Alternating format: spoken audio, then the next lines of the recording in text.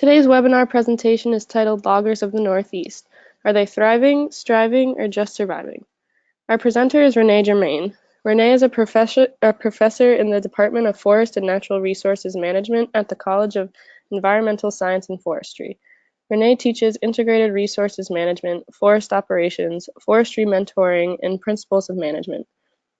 His research interests include assessing harvesting costs across harvest systems, impacts of BMPs on logging costs, economic viability of loggers, balancing forest management and protection of riparian areas, the impact of forest ownership fragmentation on forest management and water quality, and feasibility of non-industrial private forest land owners to contribute to the wood supply chain.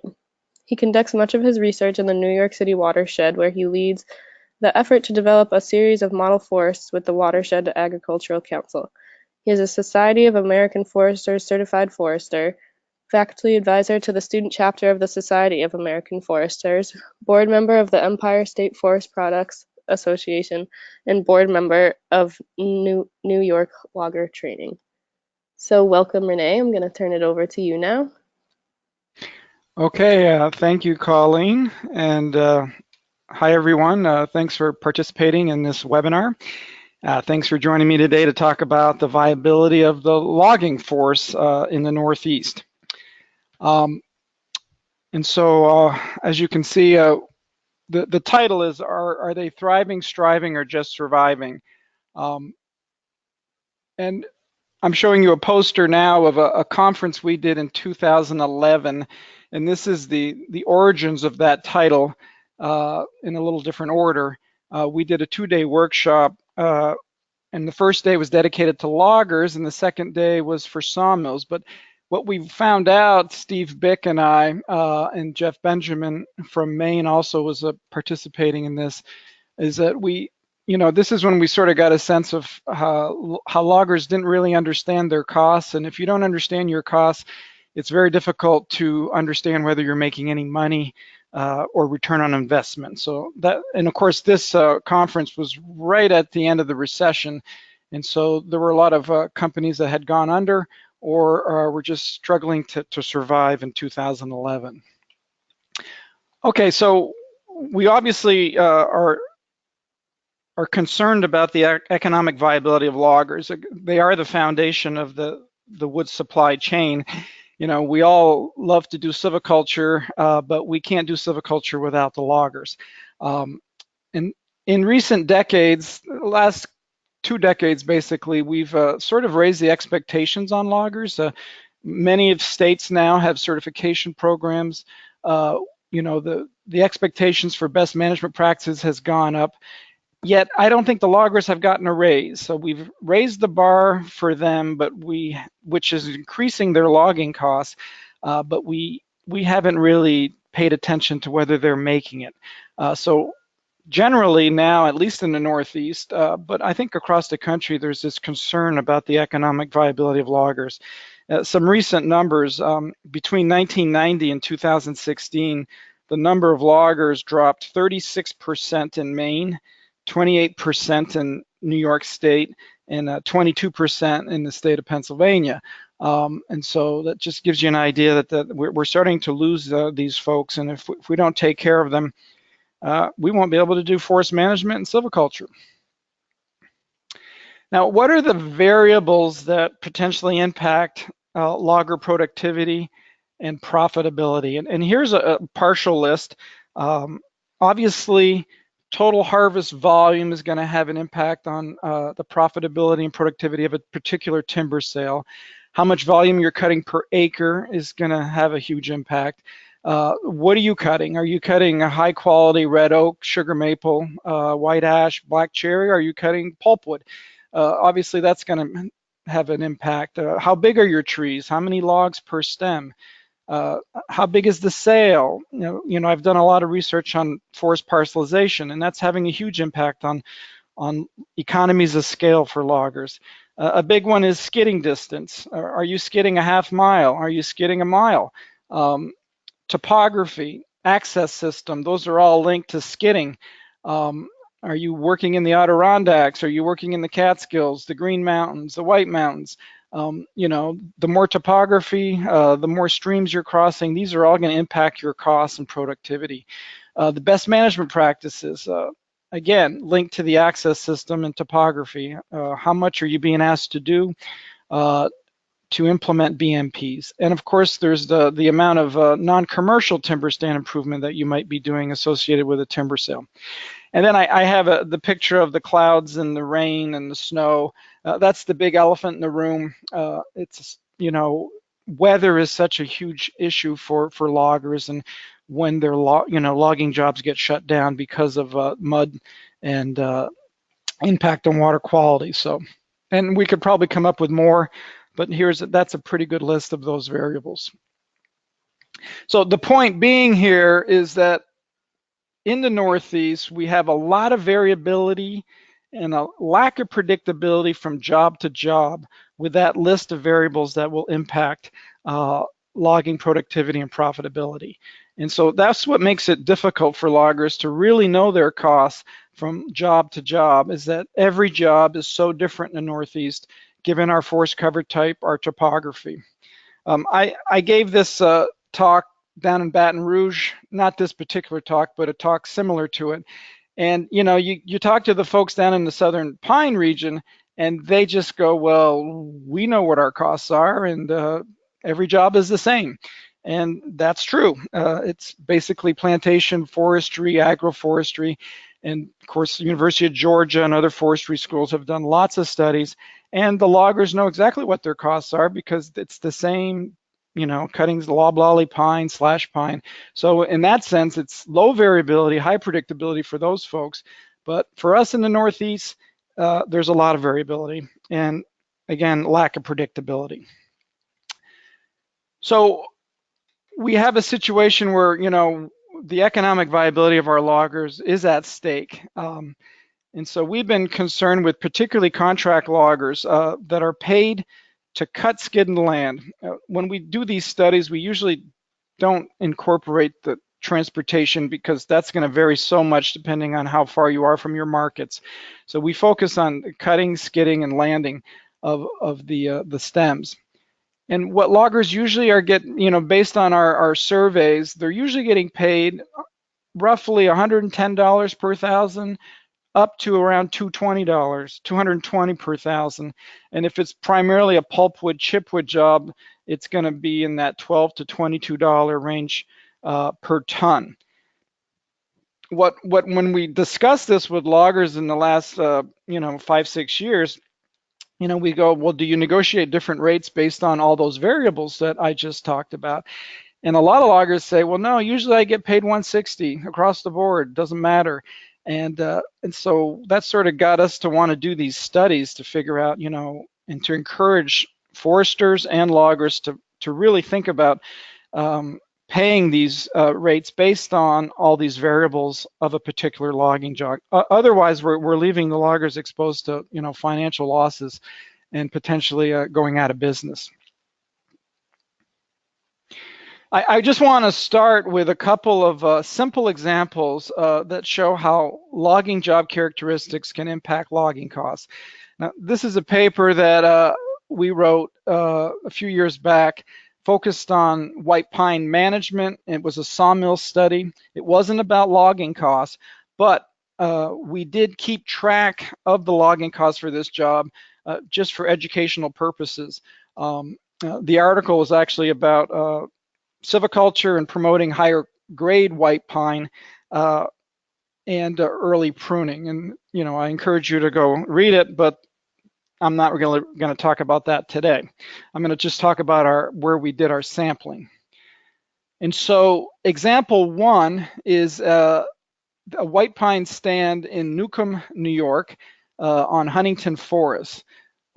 This is a 96-year-old white pine stand that was planted in the early 1900s. It doesn't look like a plantation anymore.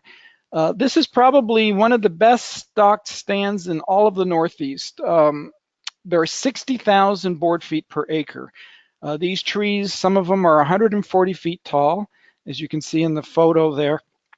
And and you almost feel like you're walking in a Douglas fir forest when you're walking in these. They're cathedral-like pines, and so this is where we did the first part of our study. During the harvest, the wood was so big that the fella buncher is parked there, and the red machine was parked because the trees were too big to cut with a fella buncher. The logger actually got his brother from Alaska who had some experience cutting big wood, Sitka spruce out west, and he brought him here for this particular job just to help him fell all these big trees so that they wouldn't get damaged when they came down. And of course, it was the logger used a forwarder to cut the wood, as you can see in that photo there. These pictures were taken by Eric Johnson, the late editor of the Northern Logger. He came to visit us one day, and he wrote an article about this job and about silviculture and white pine in general. And here I'm showing you the photo that was on the cover of Northern Logger, and so that was great. We got some good press about this. But then as I get my Northern Logger every month, I see a cover and I go, wow, those white pine look familiar. And sure enough, it was the same job that Eric had gone into his archives. And just because it was such a beautiful day that day when he took all those photos, he took this photo out of the archive and used our stand for his cover. So that was in June 2013. And then August 2014, I look at the cover of Northern Logger and I go, oh my goodness, that looks familiar. And sure enough, Eric had gone back into his archive and used another photo from that day. So that's why I call this job the poster child for a Northern Logger. All right, so this particular job, the skid distance was very short, 600 feet. As I've mentioned, this was really big wood, 5 to 6 16-foot logs per stem, an average of about 650 board feet per stem. The cut volume, the silviculture was one shelter wood and one crown thinning in the two different experimental blocks, but we average cut of 20,000 board feet per acre, okay? And the terrain was fairly flat. He had one stream to cross, so there were minimal BMPs. So the production was immense. He averaged 100,000 board feet per week. So that's extremely good production. So given those variables, we calculated his logging costs at $94 a thousand. And that's not surprising because of the massive economies of scale that he had with cutting 20,000 board feet per acre and the favorable logging conditions that he had. Okay, so that's just one example where harvesting characteristics and how they relate to logging costs. Now, in our second site for this study, it was near the Hudson River, near Warrensburg, New York.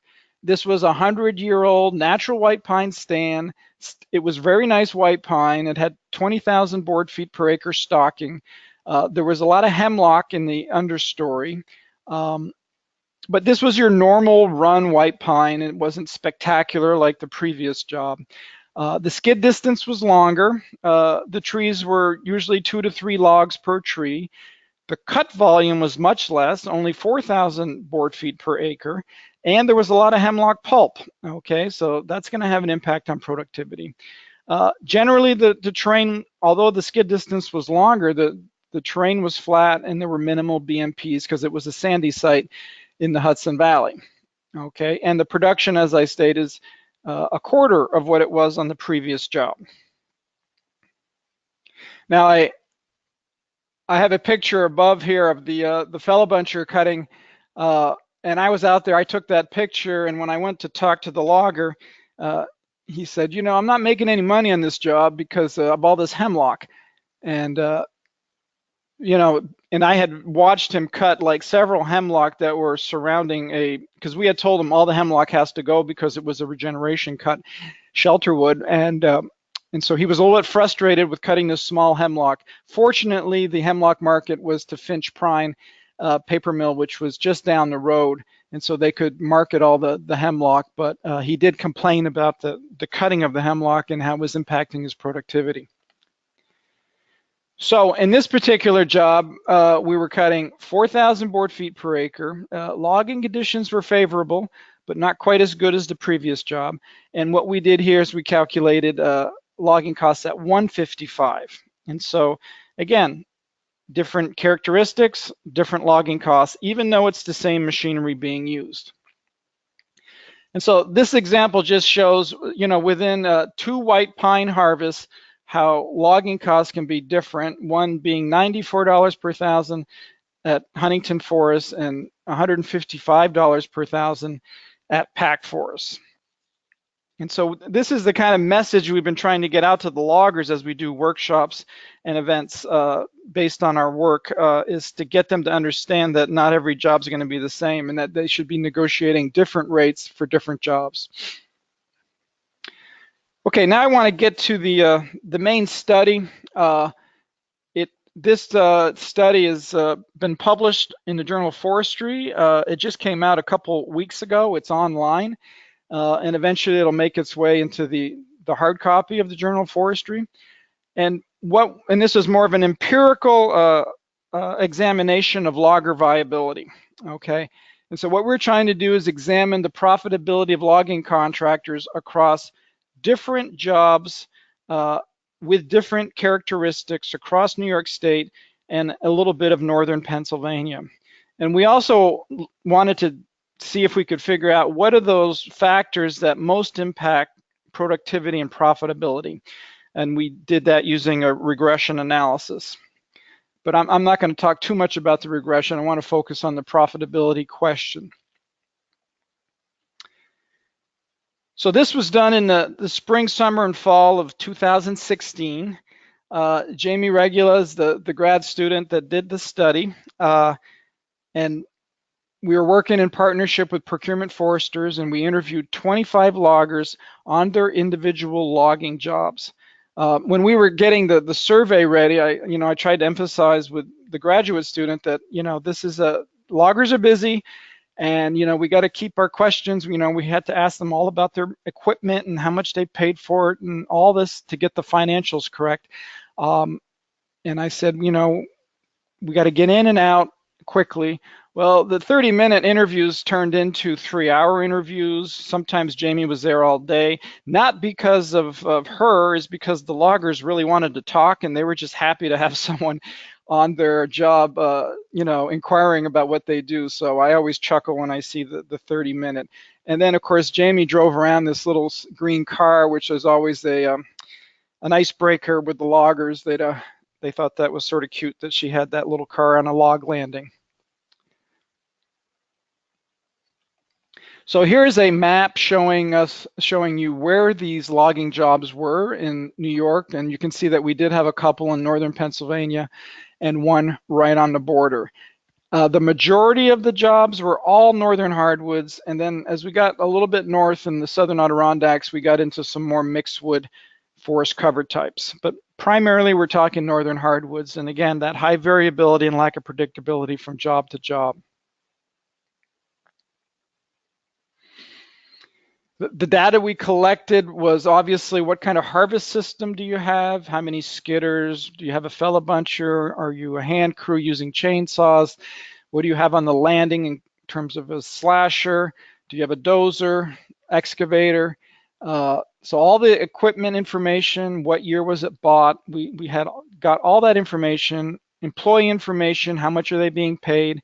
And then of course we got all the information from procurement foresters and loggers on the sale itself. What was the volume? What's the area? What kinds of products came off of it? And then while Jamie was at the site, she GPSed the entire access system, and so that we could get a sense of how, their skid distances and density of skid trails. And we also asked the loggers how much time hours were used to implement best management practices on the job.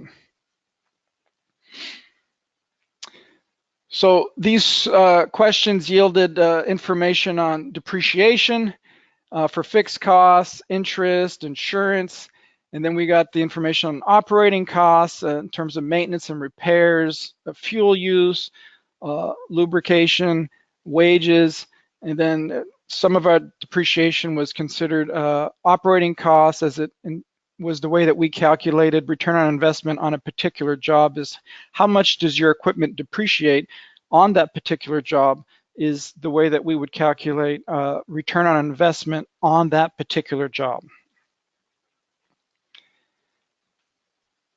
I mentioned Steve Bick at the beginning of this. I've worked with Steve for the last decade or so. He was part of that conference in 2011, and he developed a spreadsheet program called PATH, Planning and Analysis in Timber Harvesting. And he's been trying to promote it as a way for loggers to keep track of their costs and to keep track of their profitability from job to job. And so because Steve has been trying to distribute this, it's free of charge on his website, we used it to do our own calculations to calculate productive machine hours, operating costs, net profit, and return on investment.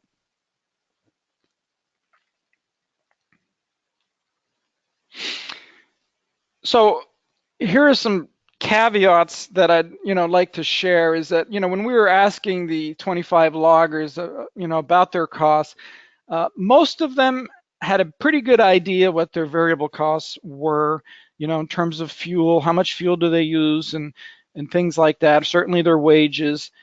They were pretty good on repair and maintenance, not so much per piece of equipment, but for the entire harvest system.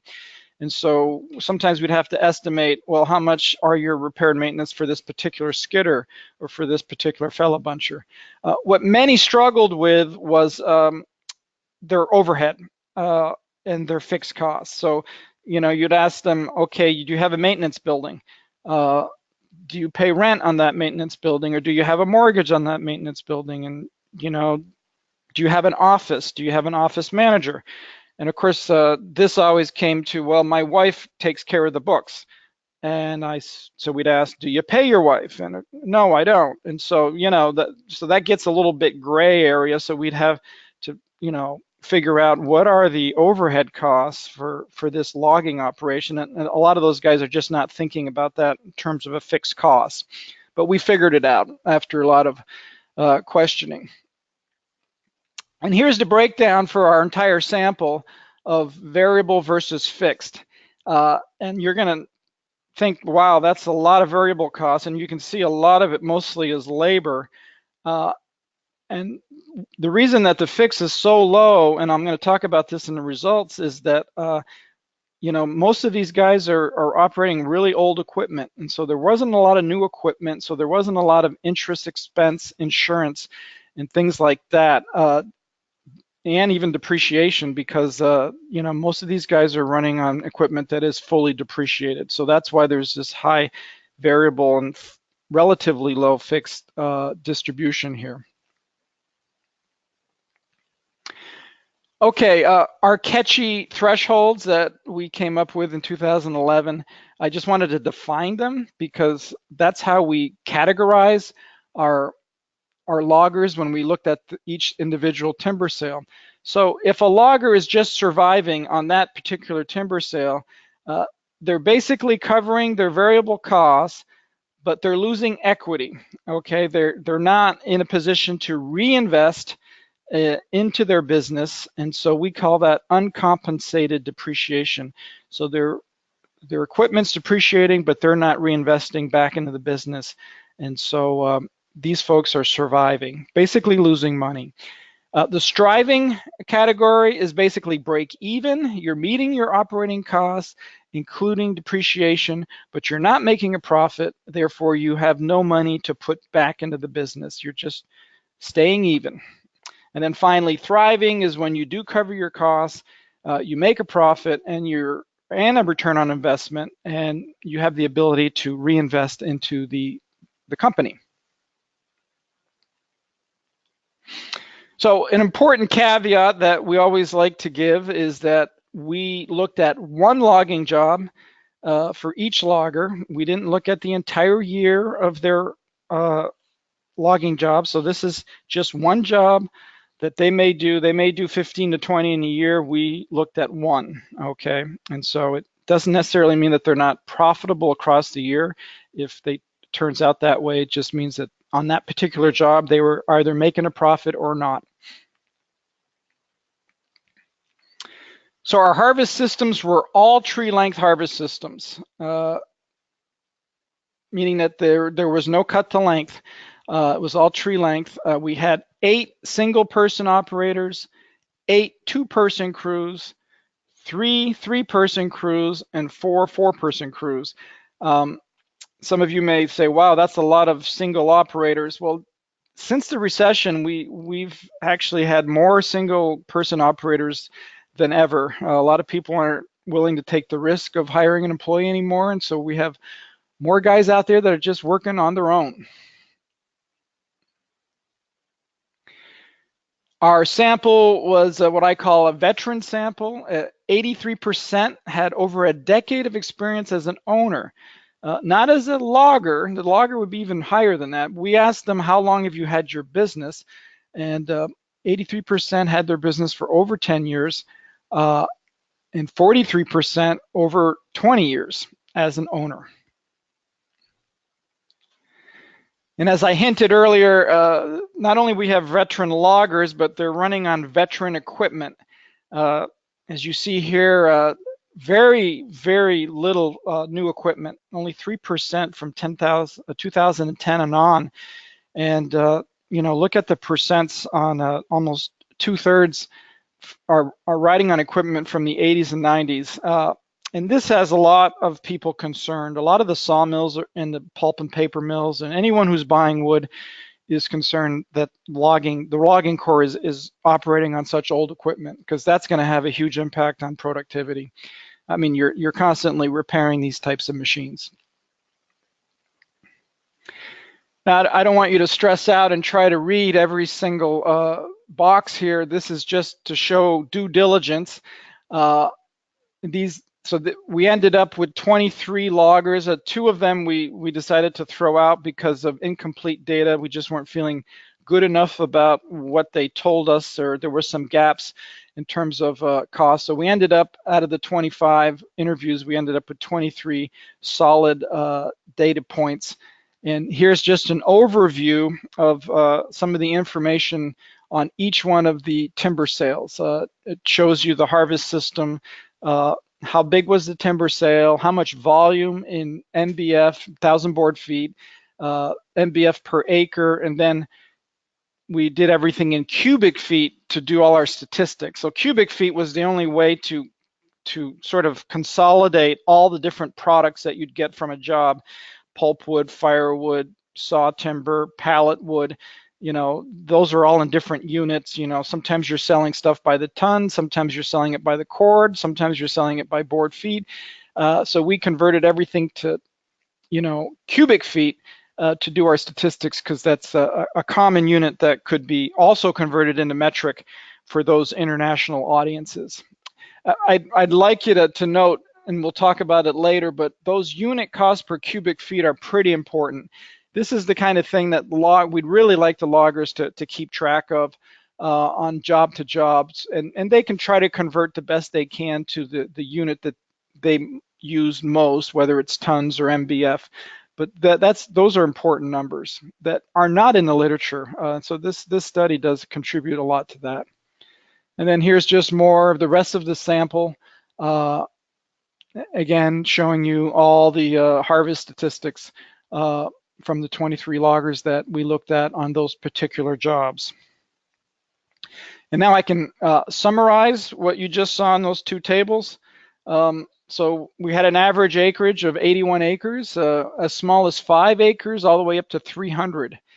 I don't think in cubic feet when I look at volumes, but we have them in cubic feet. Our average was 26,000 cubic feet, ranging from 1,400 to 106,000. I tend to think more in board feet, and our average board foot was 110,000 board feet. The smallest sale had 17. and the biggest one was pushing 600,000. And then I'll jump up here to average board foot per acre.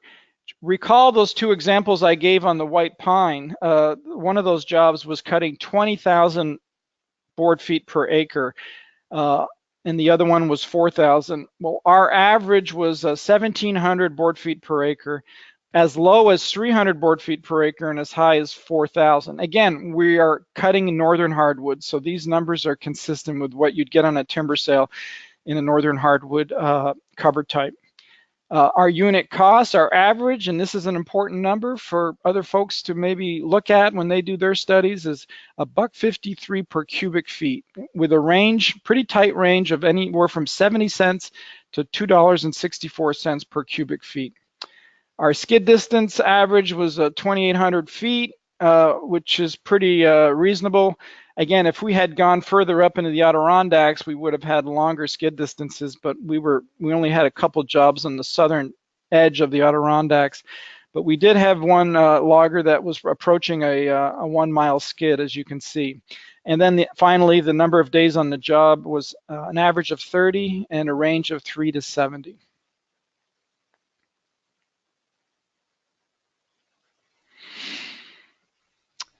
This is interesting. You know, the 23 jobs made up a total of 600,000 cubic feet, or 16,000 tons.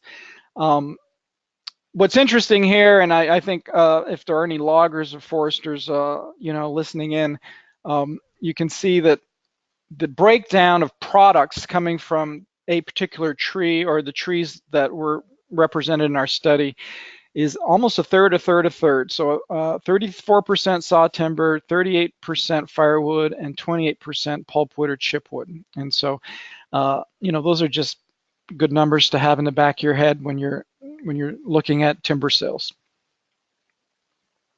So here it is, the breakdown of our sample. And so when we we've given a lot of presentations on this work, local, regional, and national. And, you know, it's a little stunning. We didn't expect to have so many people losing money on their job. So 11 of the loggers were losing money, some of them a lot. We had 4 that were in the break-even category, and, you know, 5% on either side of the break-even is where we made that assessment. And then finally, only 8%, only 8 out of our sample of 23 were making money on this particular logging job. And so, and then we did the same thing for return on investment. I won't go into that today because we don't have enough time, but the numbers were similar. This is profit margin, and if you read the article, you'll see that we did the same thing for return on investment. Now here's a depiction of what I just showed you, but in a bar graph form. And what I want you to look at is contract prices. And this was a little bit counterintuitive, to say the least. We have the folks losing money, the survivors, have a higher mean than the folks on the right side that were making money. And so you would think that the folks getting the higher contract prices would be the ones thriving. But here we have this inverse relationship between contract prices and the profitability of a particular logging job. And so this was hard to interpret. It meant that other things were happening, and it wasn't all about contract prices. So every time we have procurement foresters in an audience representing sawmills, they were sort of happy to see that it wasn't all about what they're paying the loggers to cut, skid, and land. And here's just a depiction of that in a scatter plot with a trend line showing that as contract prices went up, profitability went down. And I don't want to overemphasize this. This was not, this is not statistically significant. This is just a trend line, but it's a trend line that we did not expect to see.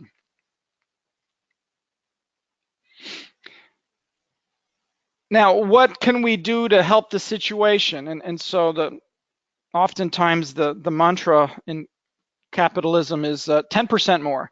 What about 10% more on the contract rate? Would that help the loggers bump into a thriving category?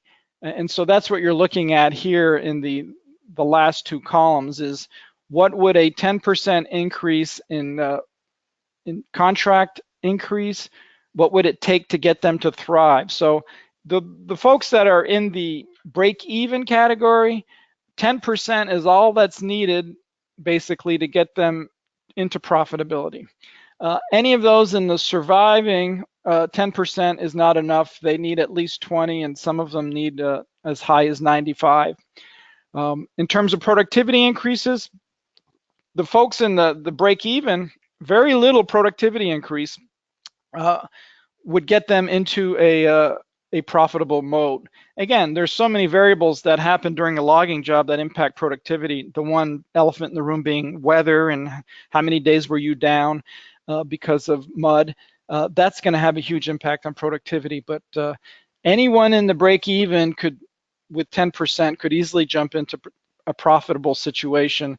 The folks in the surviving, we had one at 11%. But most of them needed more than 10% to get into a thriving situation.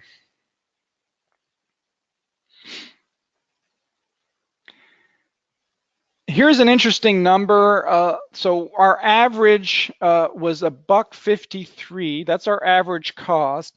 A number that we think is useful for other studies and for loggers to just put in their back pocket is that the break-even number for our study was $1.40 per cubic feet. Logging cost is going to give you a break-even situation. Okay, so thought that I just let you guys know what that number would be, and that's a good number to compare with other studies that have looked at this. But there aren't that many studies, particularly in the Northeast, that have looked at logger viability. So this is a number that may be sort of a foundation that people can build on that want to do other studies in this arena. I'm not going to spend too much time on the regression. These were all the variables on the right that we looked at. And the only significant variables in the regression model were pretty intuitive, but because we had such a low sample size, 23, we do talk about the regression in the paper in the journal Forestry, and here are the significant variables in the model. How big the harvest is going to have an impact on profit margin. The intensity of the harvest, so how much you're cutting per acre, and those are two that you would obviously you would think would have an impact on profitability. The other one that snuck in here that we weren't expecting was hours implementing BMPs, and so the more hours implementing BMPs, has a negative impact on profitability. And again, I mentioned that at the beginning of the presentation that rightly so, we've been focused on BMPs for the last 20 years, and we've been asking loggers to do a lot more BMPs, but we probably haven't been compensating them adequately for this, and so we really do need to think about that. And the other thing Colleen mentioned that I've done some work on parcelization.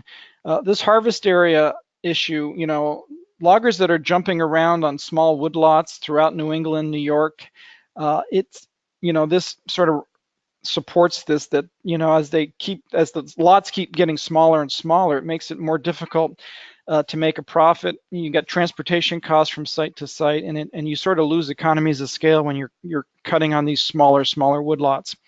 And so it makes sense that was significant in the model. But if you had a bigger sample, many of these other variables on the right could easily have made it into the model. So because they're all, I think, valid. So I'll end here with some discussion. I think some of the take-home messages here is that there is a fine line between financial loss, equity erosion, and profitability. And that was shown here, the fine line with, particularly productivity. Some of those folks that were in the middle there only needed a few percentage points in productivity to get into a profitable situation. And so, although the results are a bit dramatic, showing so many people losing money. It wouldn't take much in terms of contract rate and productivity to get them into more of a thriving situation. The other big take home is to think about that $1.40 per cubic foot as a break-even cost threshold for loggers, and to maybe convert that into a unit that makes sense to you, and to have that in your back pocket when you're trying to negotiate timber sales to cut skid and land. Ever since I've been teaching principles of management, and when I got my MBA, I always was fascinated with this idea of the 80-20 rule. It's also called Pareto's principle. He was a 19th century Italian mathematician, philosopher, and he came up with this idea that 80% of Italy's land is owned by 20% of the population. And you've seen this type of these analyses. Sometimes it's 10% of the world's population has 90% of the income, but the 80-20 rule has been used a lot. And I want you to note that Joseph Germain, who is the father of total quality management, is the one that took what Pareto did and applied it to the world of management and business. At the same time, Peter Drucker, who's considered the father of American management, did the same thing. And what they were emphasizing is that know what your cash cow is, know what products are making your business profitable. That way you can allocate resources to revenue producing activities, and you can avoid product clutter. And so a good example of a cash cow that sort of is that most loggers can relate to. If I was in a workshop with the loggers, I'd ask them, how many of you guys are driving a Ford 150 series? Because it just happens in a couple of years ago, I was looking at Ford's numbers, and basically the Ford 150 series is Ford's cash cow. 80% of that company's profits is coming from this series of pickup trucks. And I just have some numbers from 2017, how popular the truck is and how profitable it is. They make about $13,000 on each pickup. Now contrast that with a Ford Focus or an Escort or any of the sedans. They don't make any money on those, and those are break-even type vehicles, and they put most of their profit comes from this cash cow. Okay, so what does that mean for the loggers? Well, some of the workshops we did in the past 5-6 years, I did them with Jeff Benjamin from the University of Maine, and this is a study that he did that was unpublished. And what this graph is showing you is that each line is a job from one logging company that had several crews. And that red dotted line is a productivity line that's basically a break-even line as well. And so in that 1 year, you can see what jobs were productive above the red line, which ones were about on the red line, and which ones were down below, potentially losing money. And so if you figure that a logger is going to work 10 to 15 jobs per year, what we're saying in the paper is that we think that 20% of the jobs that a logger will take on during the year will likely generate 80% of annual profit. And when we've bounced this off of loggers, we did a conference a month ago in Binghamton, and we had 70 loggers in a room.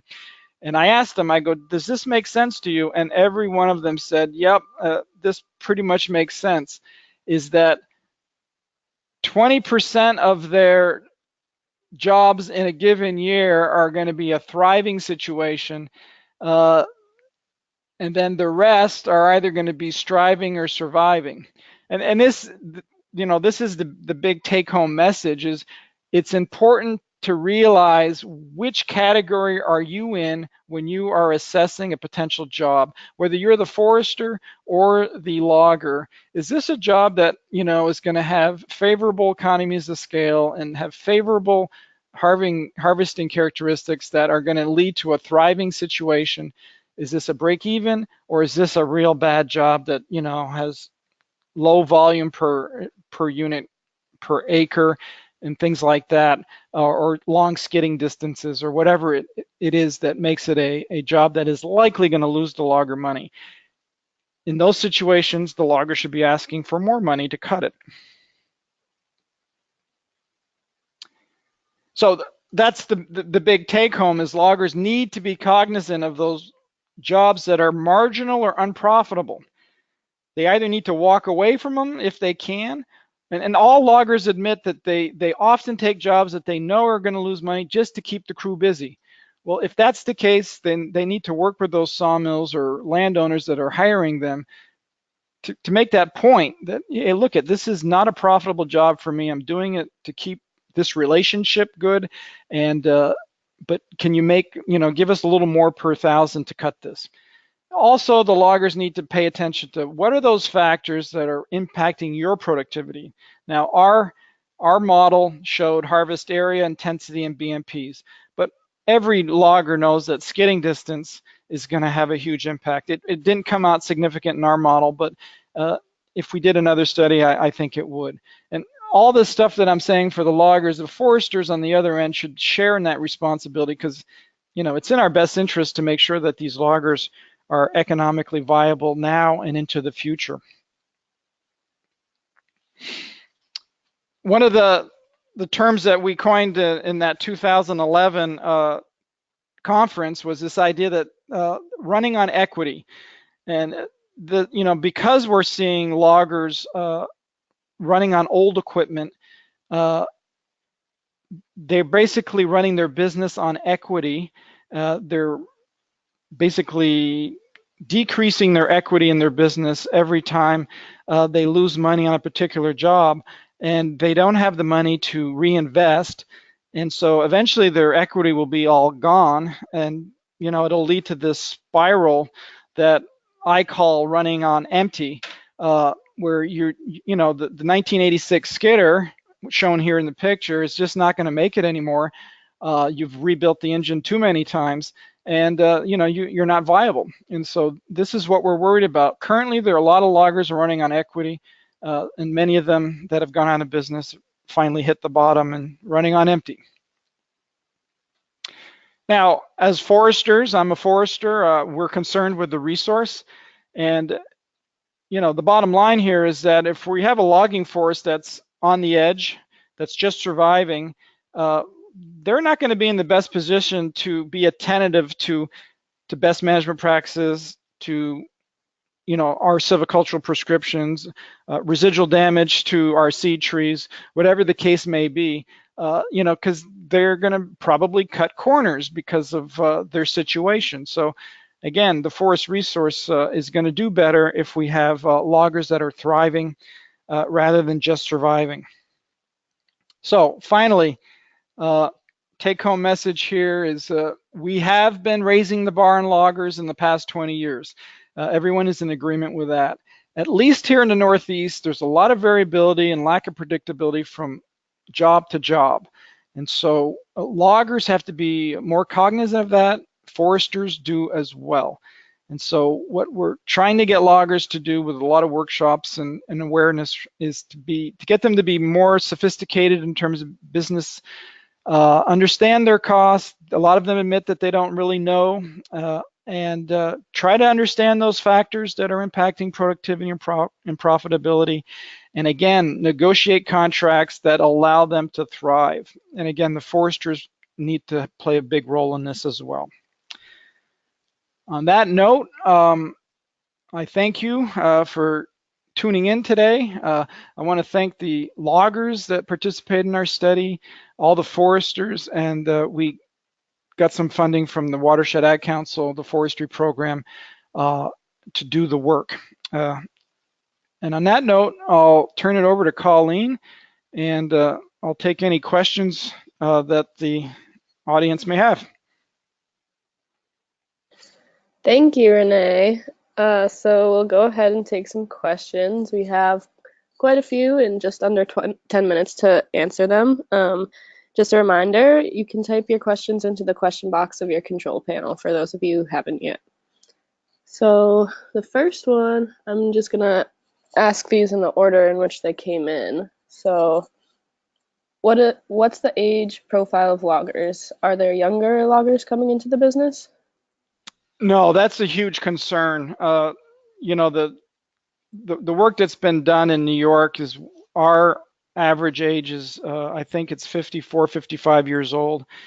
Um, and as I mentioned, we had this conference last month in Binghamton, 70 loggers in a room, which is pretty unheard of to get 70 loggers in a room. But there were some younger loggers there, and one of the issues is the financing.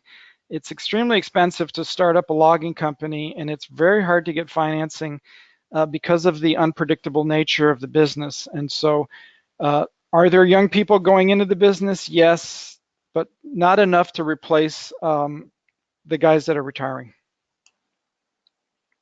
Thanks. So Tom asks, how many loggers are investing in the newest equipment like Ponzi? Right. Since the recession, we've seen most loggers are backing off making big investments in new equipment in general. Uh, you know, as everyone knows, the chip market, for instance, collapsed in the last couple years, and a lot of folks had spent millions, at least $1 million, to set up a mechanized chipping operation. And then when your markets collapse like they have, fortunately, the pulpwood markets are decent, and that's allowed them to move over to that. But and so a lot of these loggers are, particularly in my neck of the woods, where the primary product is hardwood saw logs. The loggers are keeping it simple. They're using chainsaws, cable skidders, uh, because they just don't want to risk high investment given the uncertainty. So I'd say that at least what we're seeing here is not a lot of guys are looking at the Ponzi systems and others like that. Okay, so Trevor asks, is there a link to get to the PATH program? Yes. What I so if you would, I could easily email people. If you find my email, I could send you a link. But if you Google Northeast Forests or just Google Steve Bick Northeast Forests, you'll get to his website, and you can download the most recent version of Path. It's free, and Steve would be happy if he knew that you were downloading it. He's actually done lots of workshops throughout New York, Pennsylvania, all through New England, on how to use Path. And the state of Vermont even gave him some funding to do one-on-one consultation with loggers. And so, so it's free, and just Google him. If you're having trouble, you can email me and I'll send you the link. Awesome. So again, Tom asks, any feel for what percentage of loggers can do a good job on a silvicultural selection cut that is not damaging high quality residual trees? So what's he looking for? What percent? I'm Um, not.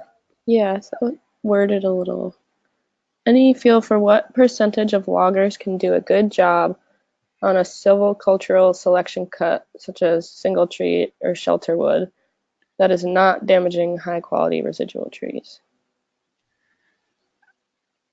Well, I mean, that would just be a stab in the dark. I think the bottom line here is that the loggers that are out there now working for all the big sawmills throughout the Northeast. The one thing I can say is that I think that the Great Recession weeded out the people that may not have been doing the best work in the woods. And I know that when I talk to the folks in the sawmill industry, is that everyone is fighting over the good loggers, the ones that do a great job, the ones that pay attention to residual damage. whether you're doing a selection system in uneven age management or you're doing a shelter wood in even age management, uh, the better the logger, the ones that are certified under whatever program the state has, are the ones that are going to do the best work for you. And the fly-by-night guys are certainly not going to do that, and they're going to skid up your residual trees. But I don't really have a percentage that I can throw out there. It would be irresponsible for me to just throw something out. Thank you. So Sam asks, is there any way to convert that to tons or cords? I'm assuming he means the cubic feet that you're talking about. Oh yeah. In fact, if he just gets a copy of the paper, which is available in the Journal of Forestry online, we have the conversions in the paper. Let me see here if I can find them quickly. So 1 cord of wood, this is a conversion that we use right out of the paper, is 1 cord is equal to 85 cubic feet of pulpwood or 128 cubic feet of firewood. And 1 ton of hardwood is equal to about 38 cubic feet. Okay, so that's since we were mostly hardwood, and 1 MBF is equal to around 83 cubic feet. Any of these conversions are a little bit squirrely though, okay, because when you're talking about saw timber, you're talking about a product, a high-end product. And when you're talking about pulpwood or biomass, you can't just convert cubic feet to saw timber, because as we showed, only 28% of our sales were actually, or whatever that percent was actually saw timber. So, but yeah, those are the conversions that we use in the paper, so you can use those. You can go online and get other conversions, but these are, I think, the best. And these are the ones that Benjamin used up in Maine. So we wanted to be consistent with what other people have used in the Northeast.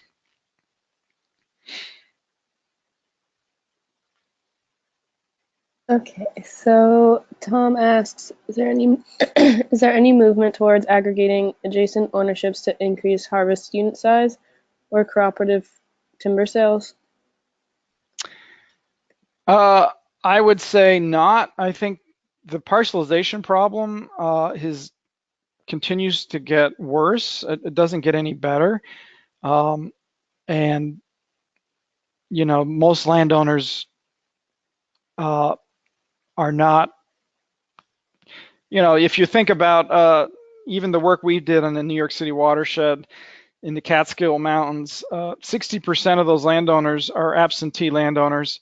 And that's the average parcel size in this 1.1 million acre region is down to like 13 acres. Now, granted, 2/3 of the parcels are still above 50 acres, and so it's hard to get people to cooperate because the timing of the harvest. Obviously, I think Vermont Family Family Forests program that David Brin started way back. They tried to get a cooperative.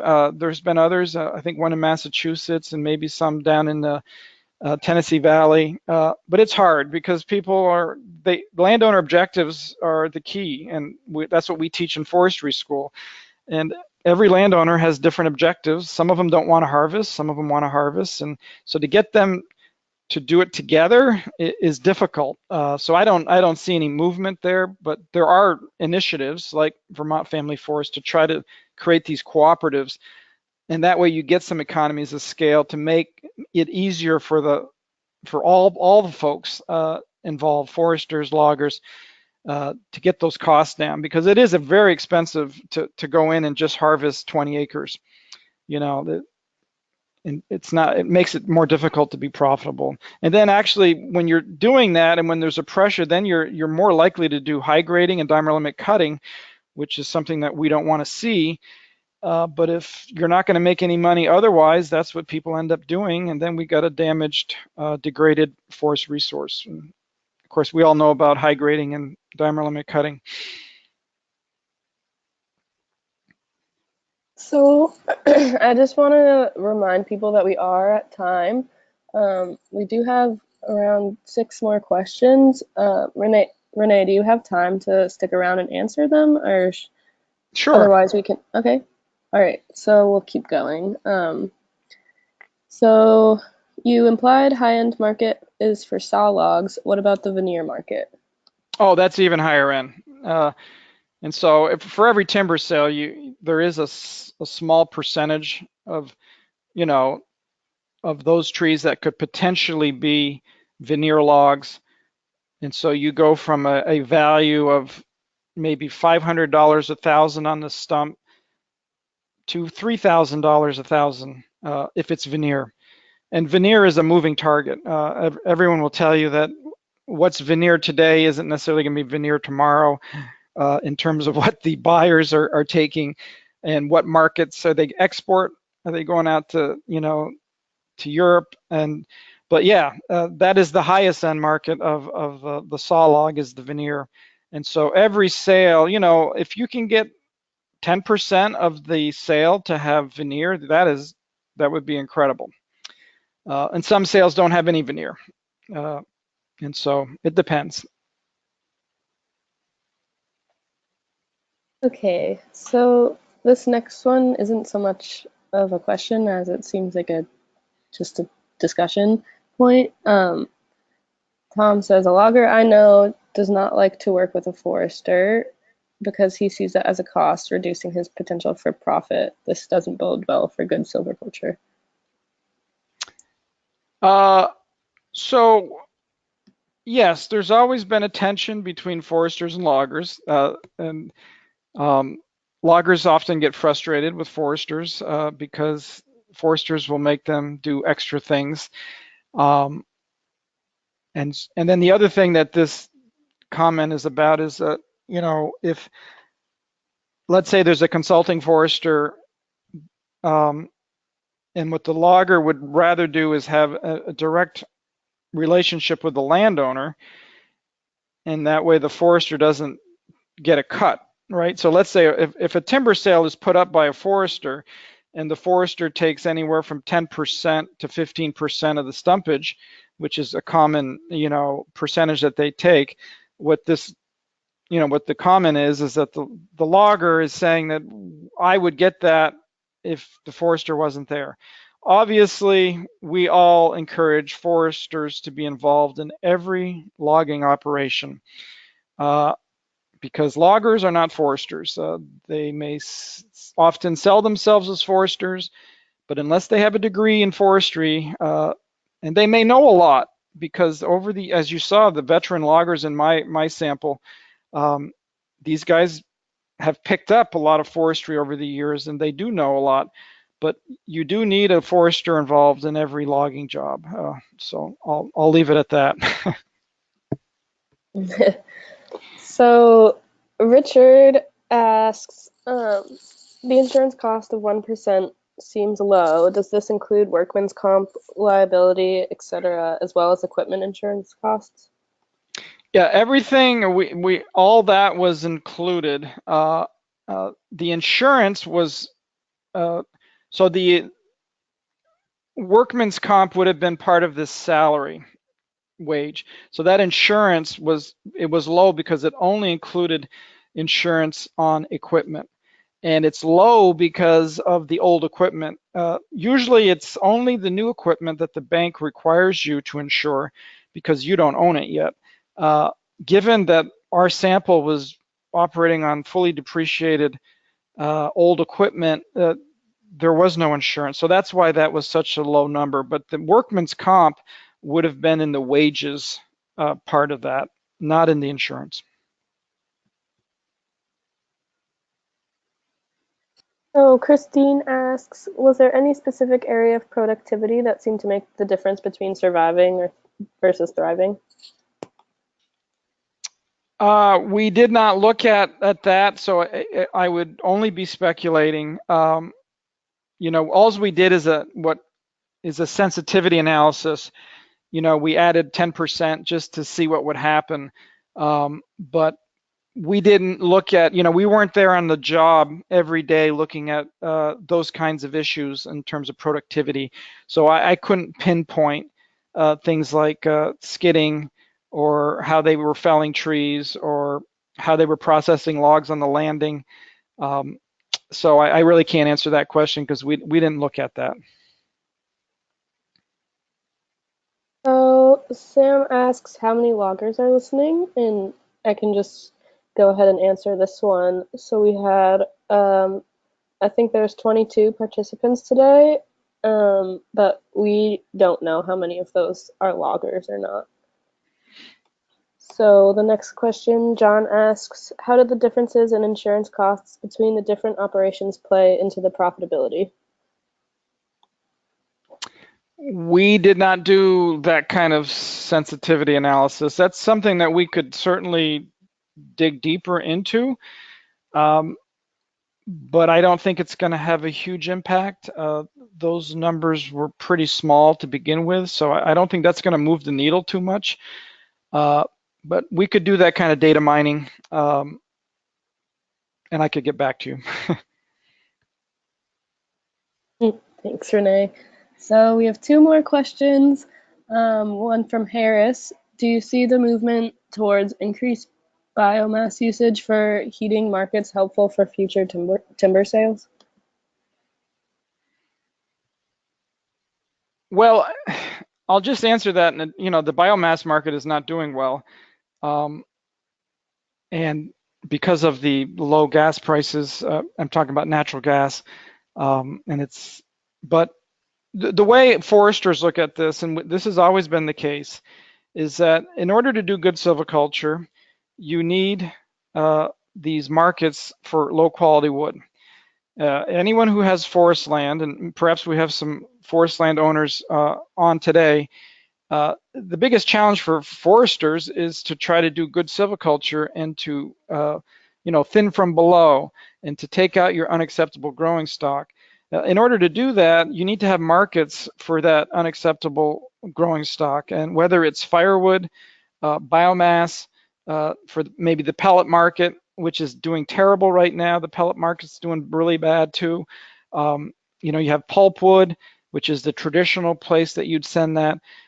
We need those markets, and so generally speaking, whether it's biomass, firewood, pulpwood, whatever we consider the low quality markets, in order for us to do good silviculture, if we don't have those markets, it's really difficult.